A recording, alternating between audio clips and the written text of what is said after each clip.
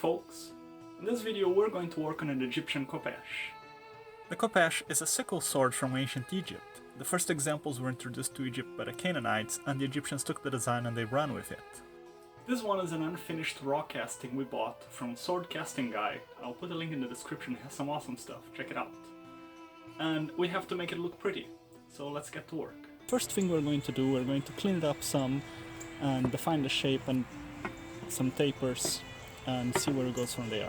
I don't want to remove too much material, so I'll start out gently first.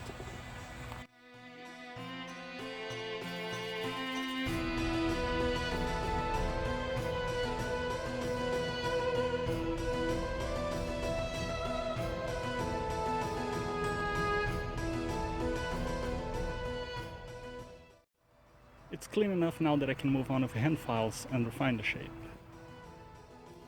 I'm gonna need some SpongeBob time cards for this. Many minutes later.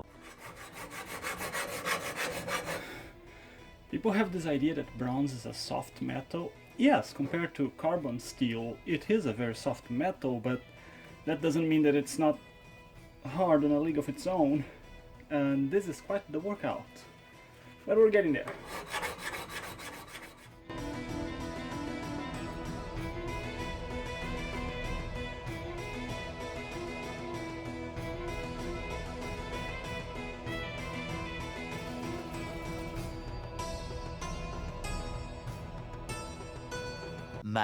Much later. Now that you have all the filing done, if you've been following the channel for a while, you know what's coming. Hand sanding!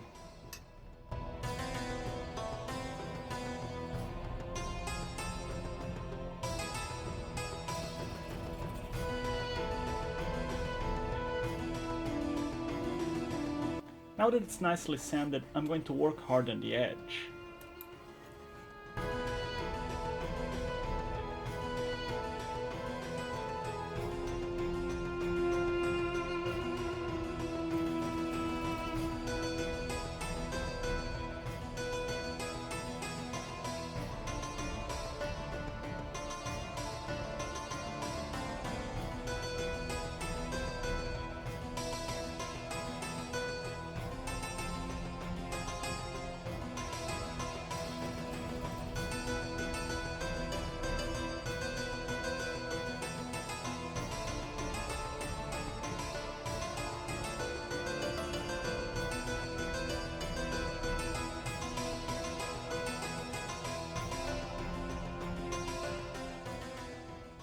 That should do it as far as work hardening the edge.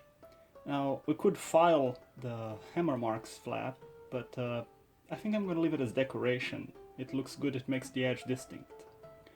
And speak of decorations, the khopesh was hardly ever plain, so we need to do something with all this beautiful blank space here.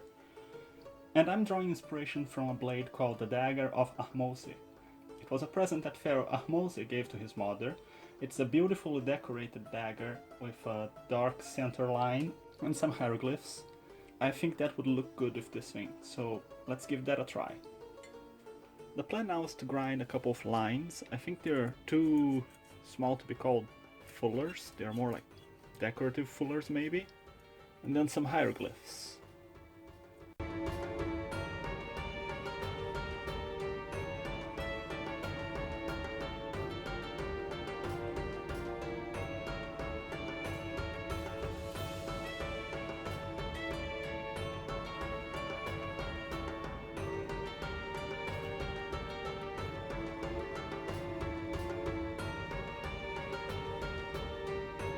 Now for some hieroglyphs. On this side we have Anaktu and Tau Nebu. It's a great victories in all lands. And on this side, Marian Sekhmet. It's a beloved of Sekhmet. She was the lion-headed warrior goddess that almost destroyed all of mankind once, so it's good to be on her good side. And on the tank, just my signature like on a Japanese sword. Let's get engraving.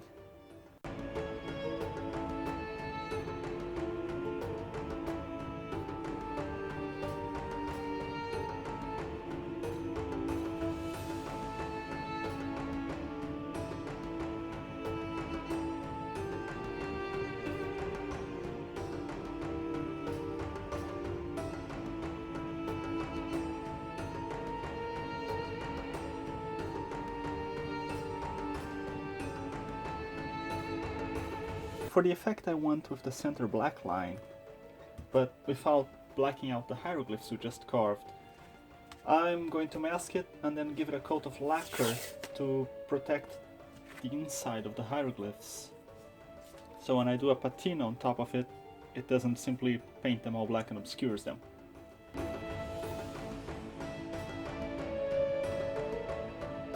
The next day.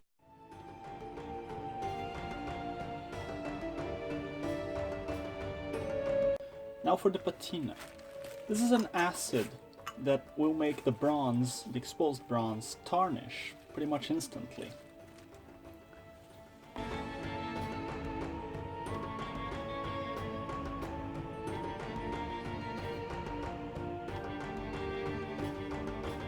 It's time to work on the handle.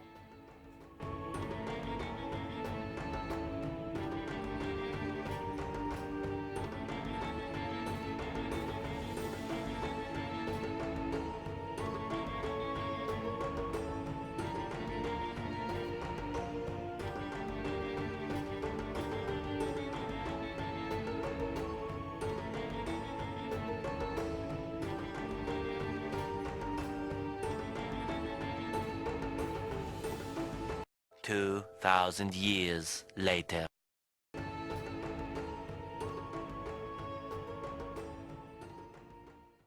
This here a trick I learned from watching Alex Steele to drill through the scales on a knife handle. You put masking tape on the tang, and then you put masking tape on the handle. Then you put super glue on the masking tape, and now we're going to super glue masking tape to masking tape, and that should make it much easier to remove it later after we've drilled it.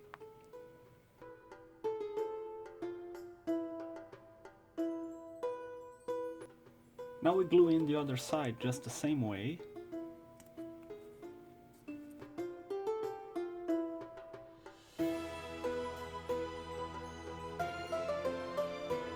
The masking tape held both parts together for drilling, and now all we have to do is break the bond of the tape.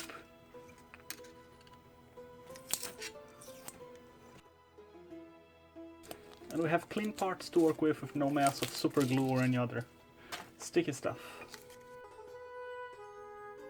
For a good epoxy bond, all parts need to be thoroughly degreased.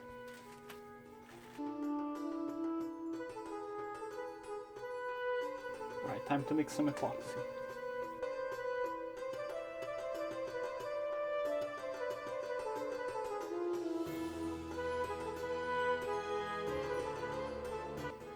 Just in time.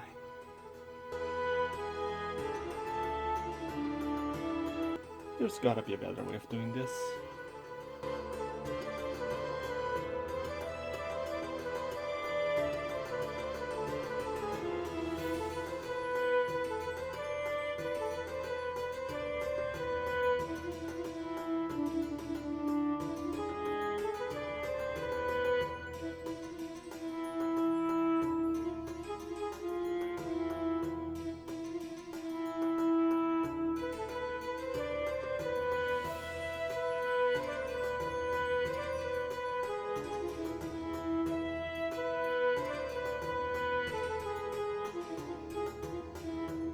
It's done at last, our Khopesh.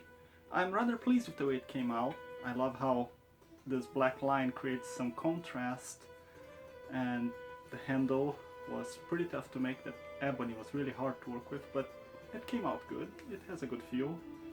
Now there is just one thing left to do.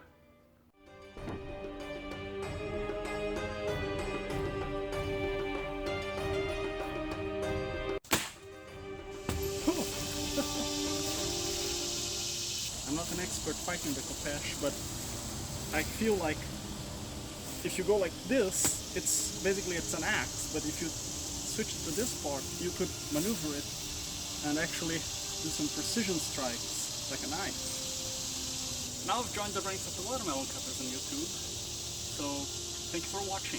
I'll see you next time. Good watermelon.